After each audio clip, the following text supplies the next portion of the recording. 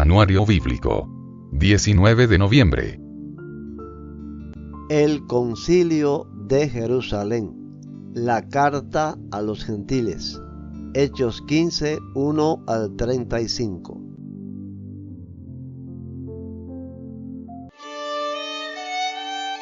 Cuando Pablo y Bernabé estaban en Antioquía de Siria, llegaron unos hombres de Judea y comenzaron a enseñarles a los creyentes: a menos que se circunciden como exige la ley de Moisés, no podrán ser salvos. Pablo y Bernabé no estaban de acuerdo con ellos y discutieron con vehemencia. Finalmente la iglesia decidió enviar a Pablo y a Bernabé a Jerusalén junto con algunos creyentes del lugar para que hablaran con los apóstoles y con los ancianos sobre esta cuestión. La iglesia envió a los delegados a Jerusalén, quienes de camino se detuvieron en Fenicia y Samaria para visitar a los creyentes. Les contaron, para alegría de todos, que los gentiles también se convertían. Cuando llegaron a Jerusalén, toda la iglesia, incluidos los apóstoles y los ancianos, dio la bienvenida a Pablo y a Bernabé, quienes les informaron acerca de todo lo que Dios había hecho por medio de ellos. Pero después algunos creyentes que pertenecían a la secta de los fariseos se pusieron de pie e insistieron: los convertidos gentiles deben ser circuncidados y hay que exigirles que sigan la ley de Moisés. Así que los apóstoles y los ancianos se reunieron para resolver este asunto. En la reunión, después de una larga discusión, Pedro se puso de pie y se dirigió a ellos de la siguiente manera: hermanos, todos ustedes saben que hace tiempo Dios me eligió de entre ustedes para que predicara a los gentiles, a fin de que pudieran oír la buena noticia y creer. Dios conoce el corazón humano, y Él confirmó que acepta a los gentiles al darles el Espíritu Santo, tal como lo hizo con nosotros. Él no hizo ninguna distinción entre nosotros y ellos, pues les limpió el corazón por medio de la fe. Entonces, ¿por qué ahora desafían a Dios al poner cargas sobre los creyentes gentiles con un yugo que ni nosotros ni nuestros antepasados pudimos llevar? Nosotros creemos que todos somos salvos de la misma manera, por la gracia no merecida que proviene del Señor Jesús. Todos escucharon en silencio mientras Bernabé y Pablo les contaron de las señales milagrosas y maravillas que Dios había hecho por medio de ellos entre los gentiles. Cuando terminaron, Santiago se puso de pie y dijo: hermanos, escúchenme. Pedro les ha contado de cuando Dios visitó por primera vez a los gentiles para tomar de entre ellos un pueblo para sí mismo. Y la conversión de los gentiles es precisamente lo que los profetas predijeron, como está escrito: después yo volveré y restauraré la casa caída de David, reconstruiré sus ruinas y la restauraré, para que el resto de la humanidad busque al Señor, incluidos los gentiles, todos los que he llamado a ser míos. El Señor ha hablado, aquel que hizo que estas cosas se dieran a conocer desde hace mucho. Y mi opinión entonces es que no debemos ponerles obstáculos a los gentiles que se convierten a Dios. Al contrario, deberíamos escribirles y decirles que se abstengan de comer alimentos ofrecidos a ídolos, de inmoralidad sexual, de comer carne de animales estrangulados y de consumir sangre. Pues esas leyes de Moisés se han predicado todos los días de descanso en las sinagogas judías de cada ciudad durante muchas generaciones. Entonces los apóstoles y los ancianos, junto con toda la iglesia de Jerusalén, escogieron delegados y los enviaron a Antioquía de Siria con Pablo y Bernabé para que informaran acerca de esta decisión. Los delegados escogidos eran dos de los líderes de la iglesia: Judas, también llamado Barsabás, y Silas. La carta que llevaron decía lo siguiente: nosotros, los apóstoles y los ancianos, sus hermanos de Jerusalén, escribimos esta carta a los creyentes gentiles de Antioquía, Siria y Cilicia, saludos. Tenemos entendido que unos hombres de aquí los han perturbado e inquietado con su enseñanza, pero nosotros no los enviamos.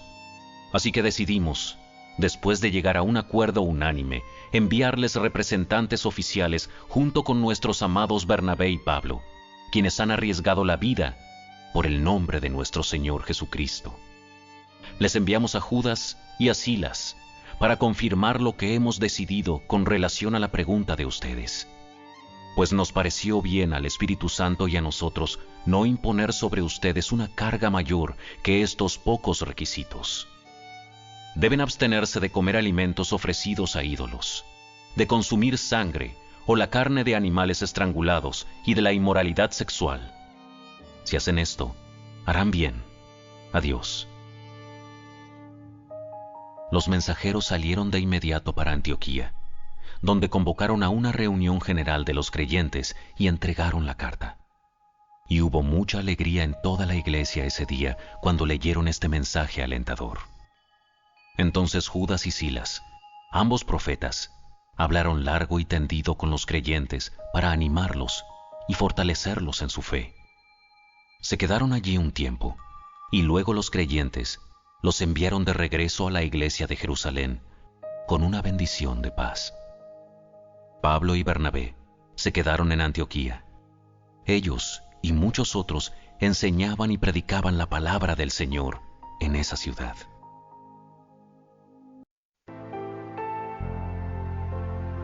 ...45 al 49 después de Cristo. Epístola Universal de Santiago, Jacobo, lugar donde se escribió desconocido. Salutación. La sabiduría que viene de Dios, victoria en la prueba, hacedores de la palabra. Santiago 1, 1 al 27.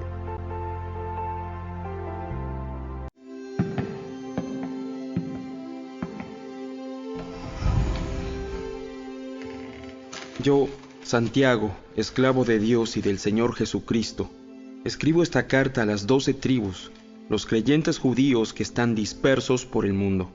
Reciban mis saludos. Amados hermanos, cuando tengan que enfrentar cualquier tipo de problemas, considérenlo como un tiempo para alegrarse mucho, porque ustedes saben que siempre que se pone a prueba la fe, la constancia tiene una oportunidad para desarrollarse. Así que dejen que crezca, pues una vez que su constancia se haya desarrollado plenamente, serán perfectos y completos, y no les faltará nada. Si necesitan sabiduría, pídansela a nuestro generoso Dios, y Él se las dará, no los reprenderá por pedirla. Cuando se la pidan, asegúrense de que su fe sea solamente en Dios, y no duden, porque una persona que duda tiene la lealtad dividida, y es tan inestable como una ola del mar que el viento arrastra y empuja de un lado a otro. Esas personas no deberían esperar nada del Señor. Su lealtad está dividida entre Dios y el mundo y son inestables en todo lo que hacen. Los creyentes que son pobres pueden estar orgullosos porque Dios los ha honrado. Y los que son ricos deberían estar orgullosos de que Dios los ha humillado. Se marchitarán como una pequeña flor de campo. Cuando el sol calienta mucho y se seca el pasto, la flor pierde fuerza, cae y desaparece su belleza. De la misma manera se marchitarán los ricos junto con todos sus logros. Dios bendice a los que soportan con paciencia las pruebas y las tentaciones, porque después de superarlas, recibirán la corona de vida que Dios ha prometido a quienes lo aman.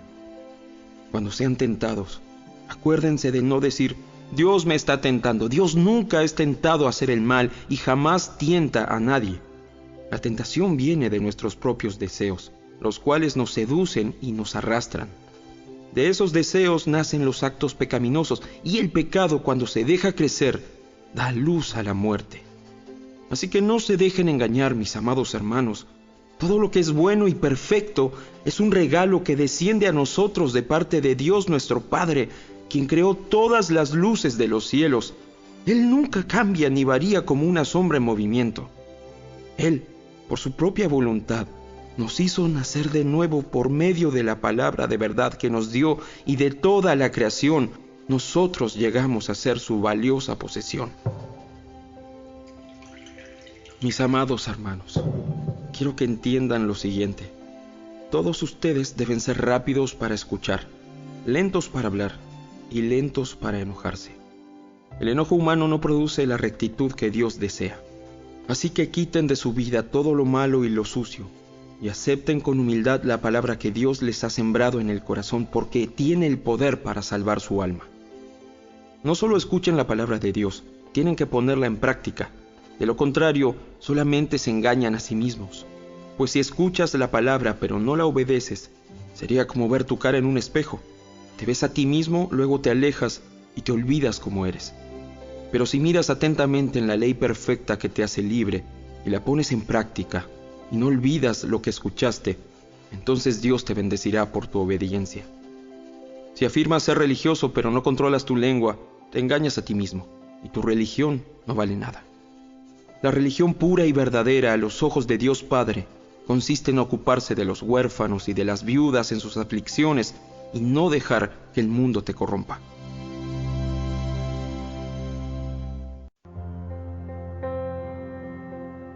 Amonestación contra la parcialidad. La fe sin obras está muerta. Santiago 2, 1 al 26.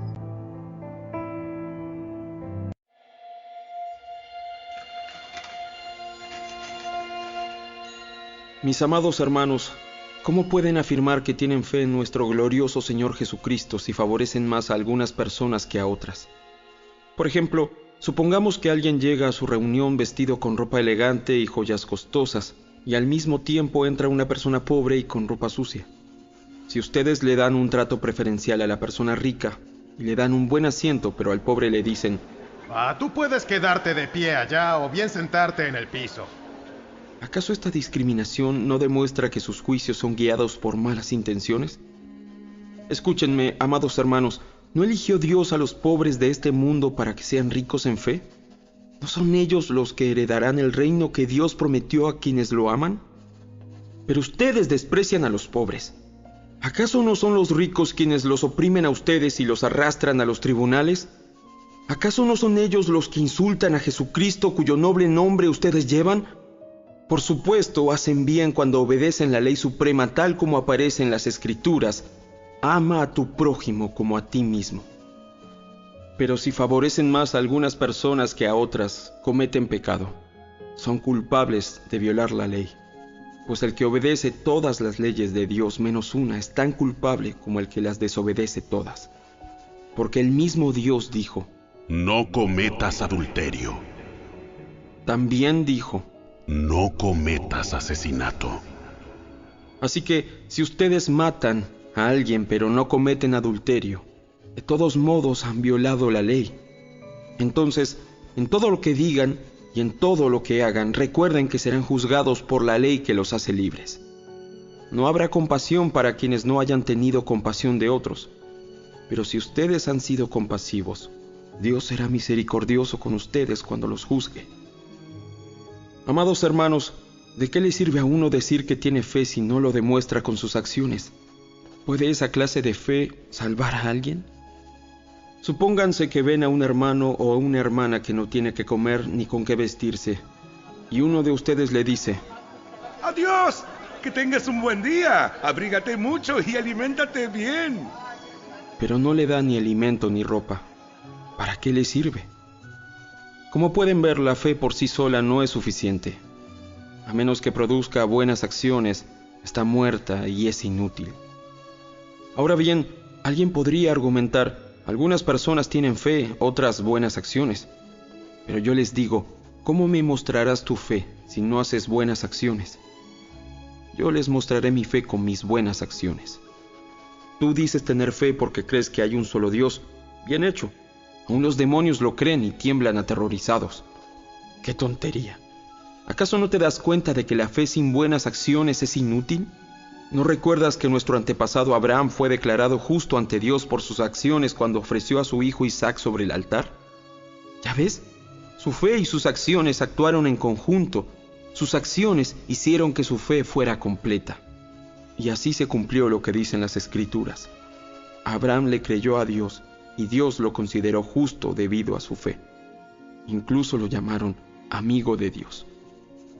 Como puedes ver, se nos declara justos a los ojos de Dios por lo que hacemos y no solo por la fe. Rahab la prostituta es otro ejemplo.